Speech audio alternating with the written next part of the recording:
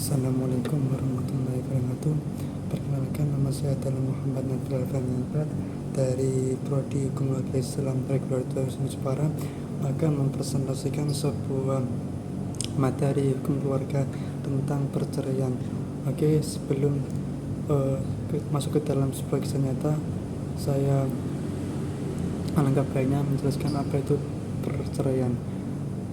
Yang pertama adalah Pernikahan adalah sesuatu yang sangat mulia karena perkawinan merupakan ikatan lahir batin antara seorang pria dan seorang wanita sebagai suami istri dengan tujuan membentuk keluarga rumah tangga yang bahagia dan kekal berdasarkan ketuhanan Yang Maha Esa. Namun, terkadang banyak sekali suami istri yang terpancing emosinya, kadangkala hanya hal yang sepele sehingga dapat mengancam keutuhan keluarganya. Pada akhirnya, perceraian dijadikan sebagai jalan keluarnya. Perceraian dalam Islam bukan sebuah larangan, namun sebagai bentuk pintu terakhir dari rumah tangga ketika tidak ada jalan keluar lagi. Bahkan secara yuridis, perceraian telah diatur dalam pasal 38 huruf B Undang-Undang Nomor 1 Tahun 1974 tentang perkawinan.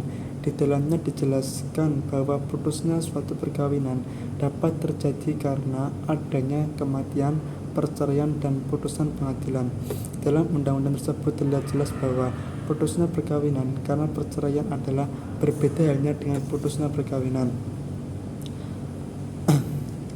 Sedangkan dalam pasal 39 Undang-Undang Perkawinan dijelaskan bahwa perceraian hanya dapat dilakukan di depan sidang pengadilan dan bukan dengan putusan pengadilan. Pasal ini dimaksudkan untuk mengatur tentang perkara talak pada perkawinan menurut agama Islam. Pada peraturan pemerintah nomor 9 tahun 1975 digunakan istilah cerai talak dan cerai gugat. Hal ini dimaksudkan agar dapat membedakan pengertian yang dimaksud oleh huruf C pada undang-undang tersebut. Dalam menjatuhkan talak, seorang suami harus mengajukan perkaranya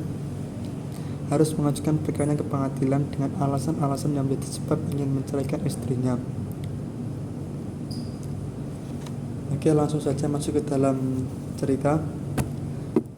Kali ini saya akan menceritakan tentang sebuah kisah nyata dari pasangan suami istri yang melangsungkan pernikahan kemudian pada akhirnya terjadi perceraian.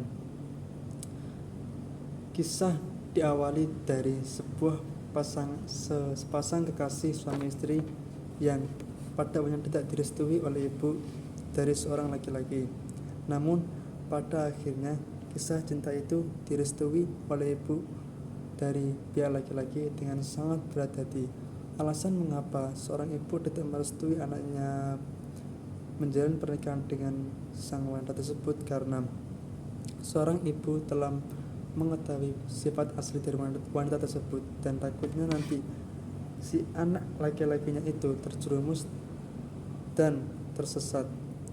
Oleh karenanya ibunya melarang untuk menikah dengan wanita tersebut. Namun si laki-laki tersebut tidak pada menyerah. Dia kemudian meyakinkan sang ibu untuk agar bisa merestuinya dengan kekasihnya itu. Dan pada akhirnya sang ibu pun menyerah. Sang ibu merelakan anaknya menjalin pernikahan dengan sangat berat hati dengan wanita tersebut. Dan kemudian pernikahan pun dilangsungkan.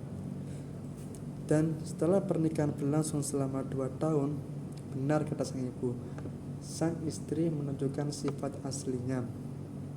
Dan lepas dari beberapa bulan setelah itu, sang ibu meninggal dunia.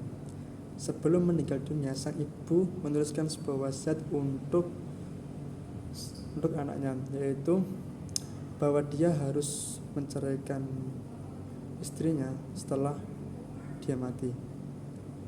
Dan oleh karena itu, sang anak kemudian dengan alasan tersebut, yang pertama adalah karena wasiat dari ibunya, dan yang kedua adalah karena benar yang dikatakan ibunya, sang istri menunjukkan sifat buruknya yang tidak ditunjukkannya dulu waktu pacaran, yaitu dengan perselingkuhan dengan pria lain, keluar malam, dan bahkan minum-minum keras.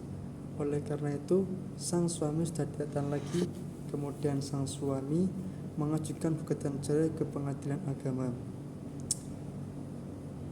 Pelajaran yang bisa diambil dari kisah ini adalah pandai-pandailah dalam memilih seorang pasangan, dan seorang pasangan itu harus ada restu dari seorang ibu, karena ibu tahu yang terbaik untuk anaknya.